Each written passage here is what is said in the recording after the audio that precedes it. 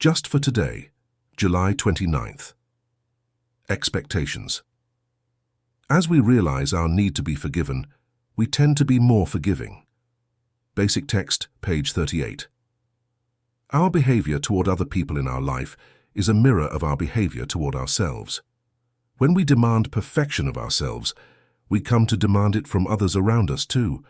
As we strive to repair and heal our lives in recovery, we may also expect others to work just as hard and to recover at the same pace as we do. And just as we are often unforgiving of our own mistakes, we may shut out friends and family members when they don't meet our expectations. Working the steps helps us understand our own limitations and our humanity.